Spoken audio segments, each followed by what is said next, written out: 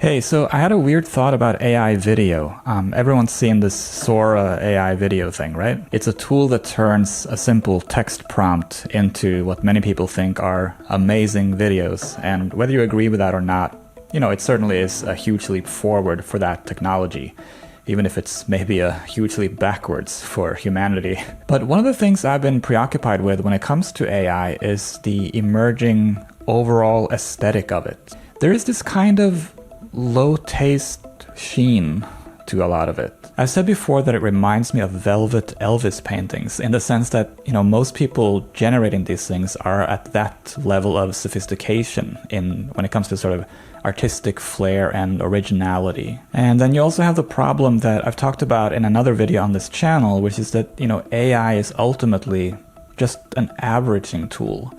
It's sort of this race to the middle of human expression. So anyway, the other day I was reading this great newsletter called Garbage Day, written by Ryan Broderick. And he posits that a trailer for Avatar: The Last Airbender on Netflix is shot in 9:16, meaning it's vertical video. Now that's obviously objectively false, right? Like it is shot horizontally, but what he's really saying is that it's been shot in such a way that all the action is in the center of the screen, so that vertical clips on social media will work well because nothing's gonna be cropped out. It's all there. Now I'm sorry in advance if you're a fan of that show or any show like it. I mean no harm, and also who cares what some old guy in a hat says on the internet anyway? But I may be the person in the world who is the least interested in Avatar: The Last Airbender. Even so, I decided to watch that trailer to see if I agreed with Broderick's take.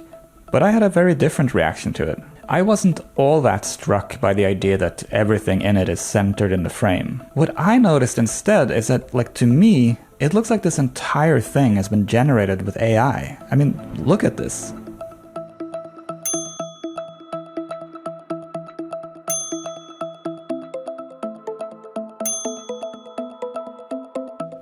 Now, I'm not saying that it actually is generated with AI. What I am saying is it looks like it is. In other words, the creators of this piece of entertainment are employing aesthetics that I recognize from the countless AI videos that go viral every time there's some new AI tool on the market. And I suspect that this is true for a lot of shows and movies in these kinds of genres, like fantasy and superhero stuff and just all this kind of type of stuff that I don't really pay any attention to because I just find it all uninteresting. But as a result, I hadn't really fully realized just to what degree the aesthetics of these sorts of things have become sort of AI porridge without actually using AI. Oh, and then yesterday I was on TikTok and I came across this creator's take on, I guess, the trailer for a new Wicked movie. I don't know, it's another thing that I have no interest in. But basically she critiques the way that this is executed. She talks about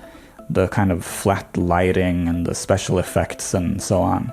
But what I saw was, again, that sort of AI aesthetic. A lot of the shots here just look like prompts, if you know what I mean. In her TikTok, she uses the word cheap a lot, and I think that's right.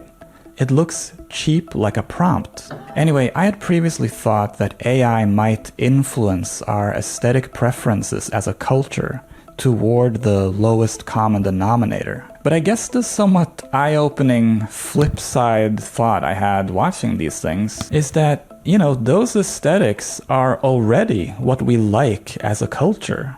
And AI is maybe just trying to copy that. And when I think about it now, this seems obvious, right? This is the prevailing aesthetic of our era. It's basically everything that Scorsese talks about as being not cinema. It'll be easier for AI to take over creative output because so much human creative output is already looking like floaty, contextless, ungrounded, effects-laden, supernatural AI. The sourpuss conclusion? AI won't have to replace cinema. We've already done most of that work ourselves.